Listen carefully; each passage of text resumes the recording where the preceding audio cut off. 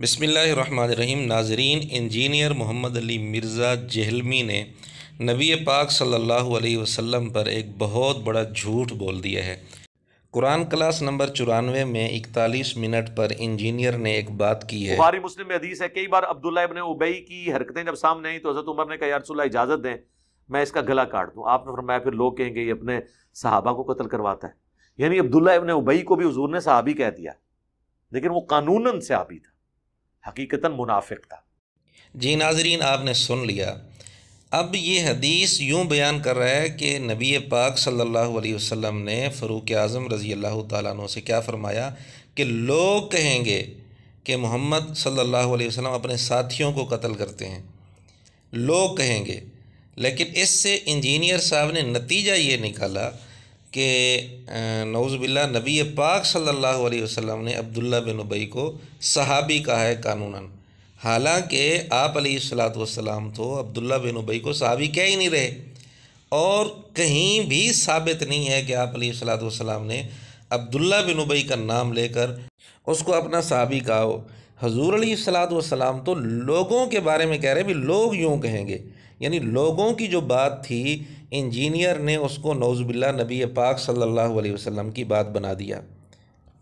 یہ تو ایسے ہے جیسے قرآن کریم میں کفار کی کئی ساری باتیں نقل کی جاتی ہیں، بھی یہود یوں کہتے ہیں، عیسائی یوں کہتے ہیں، مشرکین یوں کہتے ہیں، اس بات کو منسوب کر دیا جائے اللہ رب العزت کی طرف کہ اللہ تعالیٰ نے یوں فرمایا، نعوذ باللہ، یہ تو بالکل جھوٹ ہے۔ بالکل اسی طرح نبی پاک صلی اللہ علیہ وسلم نے اپنی طرف سے بالکل صحابی کا لفظ نہیں بولا عبداللہ بن ابی کے لیے۔ حضور علیہ الصلاۃ والسلام یہ فرما رہے ہیں بھی لوگ کہیں گے کہ محمد اپنے ساتھیوں کو قتل کرواتا ہے۔ وہ تو لوگوں کے بارے میں آپ علیہ الصلاۃ والسلام نے کہا، اس نے لوگوں کی جو بات تھی جو حضور علیہ الصلاۃ والسلام نے نقل کی تھی وہ اس بات کی نسبت خود حضور علیہ الصلاۃ والسلام کی طرف کر دی۔ یہ در حقیقت نبی پاک صلی اللہ علیہ وسلم پر بہت بڑا جھوٹ ہے، اور یہ جھوٹ انجینئر نے کئی جگہ بولا ہے۔ ایک جگہ تو ہم نے دکھا دی، دوسری جگہ بھی آپ دیکھ لیں۔ تفسیر لیکچر نمبر 318 میں 37 منٹ پر بھی انجینئر نے یہی بات کی ہے۔ عبداللہ ابن ابی کو بھی نبی علیہ السلام نے صحابی کہا ہے قانوناً۔ دیکھیں کتنی ڈھٹائی سے نبی پاک صلی اللہ علیہ وسلم پر یہ بندہ جھوٹ بول رہا ہے۔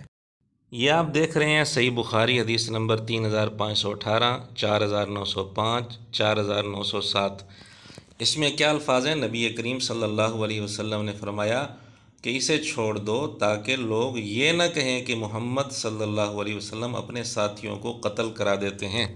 یہ حدیث نمبر 4905 کا ترجمہ ہے، باقی دو حدیثوں میں بھی اسی طرح کے الفاظ ہیں۔